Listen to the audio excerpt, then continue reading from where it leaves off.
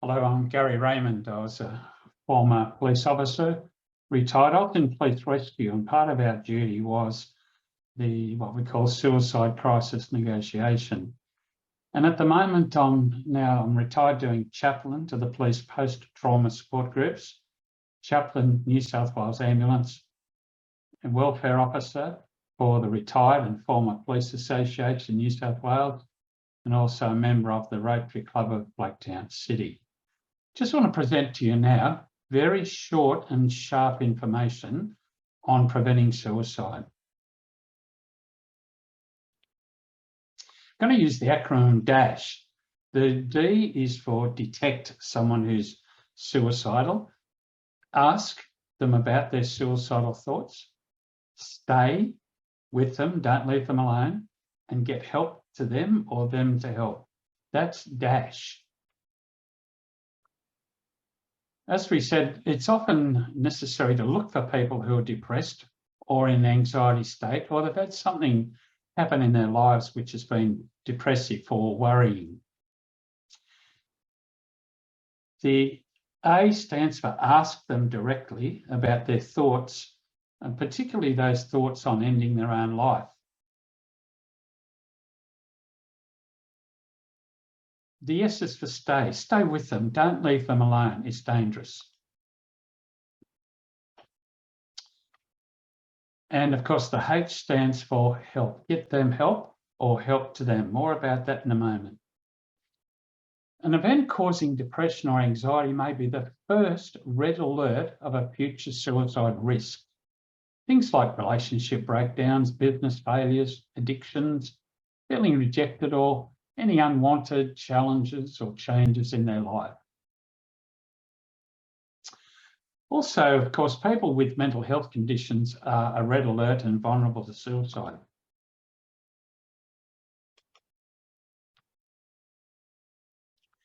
These groups of people are really high risk, particularly those who are drunk, drugged, or traumatised through PTSD or other traumatic situations.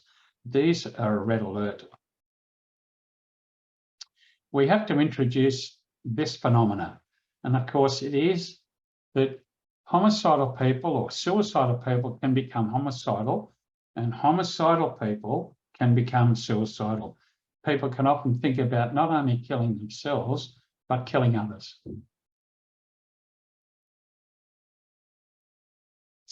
Another red alert, of course, is people may feel betrayed, rejected, bullied, angry, and think about taking their own life or someone else's as well.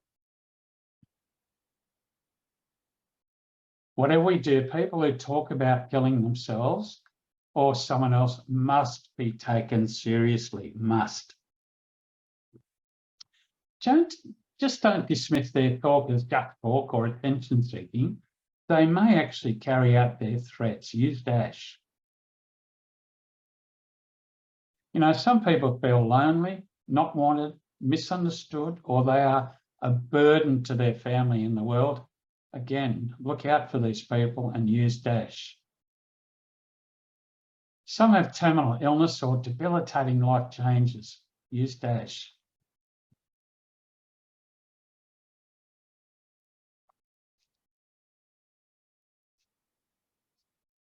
Sometimes people have an overwhelming grief from an unwanted loss or change in their life. They're vulnerable. Use DASH.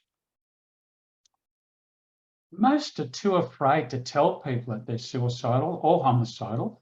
They fear that they'll not be believed, they'll be ridiculed, bullied, chastised, get into trouble, or made fun of, or worst of all, ignored. Here's the key.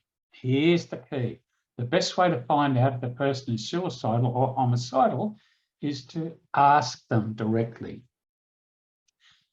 Because the second best way is the best way. Ask them directly. And of course, you probably get the third best way is to ask. That's the key to finding out and saving lives.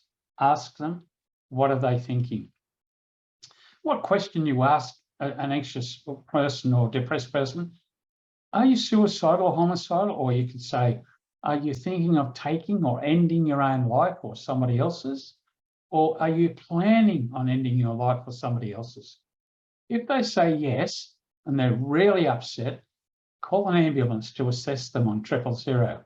If they're threatening you or others, or they have weapons or damaging property, then call the police on 000. Does talking about suicide or homicide make a person want to do it? Absolutely not. It doesn't. Research shows that asking opens up an honest and safe discussion about their suicidal or homicidal thoughts before, during, or after a crisis, allowing them to vent and share those thoughts openly with you or others.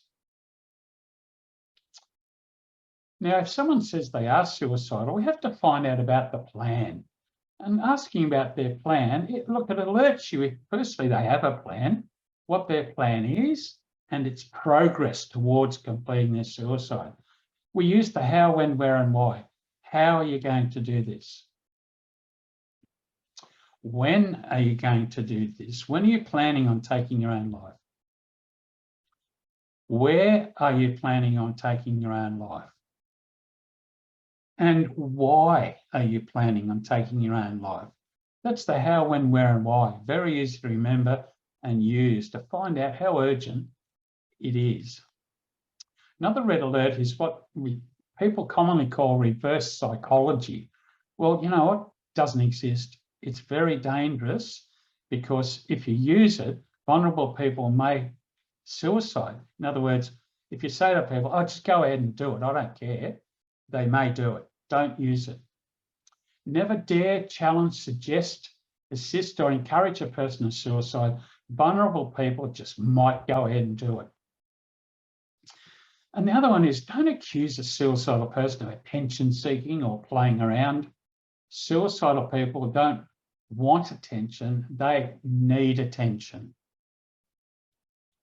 And of course, if they say, no, I'm not suicidal or homicidal, what then? Don't accuse them of lying or covering up or holding back on you. Offer them future help and information and resources just in case, and make an agreement with them not to suicide or harm someone else, but to seek help. This is dangerous. Sudden unexplained mood improvement. The word is unexplained. You can't explain it. Becoming happy, settled, or calm for no apparent reason after contemplating suicide may mean an actual decision to suicide. So those who are anxious and threatening and talking about it and suddenly become calm may have decided to actually do it. Use DASH. Well, finally, the DASH, as you probably recall, is detect, of course, make sure you find those people, ask them, are you suicidal? Don't leave them alone, stay with them and get them some help or help to them. They need your help and hope. You can be that help by referring them to expert care. So detect them and help them, whatever you do, please. What about you? You personally, are you going through issues in your own life? If you're suffering depression or anxiety yourself, seek help without delay. Don't put it off. See your doctor, attend a hospital emergency department. You might wait, but it's safe. Or ring Lifeline on 13 11 14. Look, thank you so much. And we want to just cut the nexus between suicide and homicide. Thanks for taking part. And I trust that's helped you and others. We finally finish with an incredible list of helps. You can pause the video and go through them. These numbers can help you to go through and get some professional assistance. So take care and thank you very much for taking part in our suicide prevention Smit.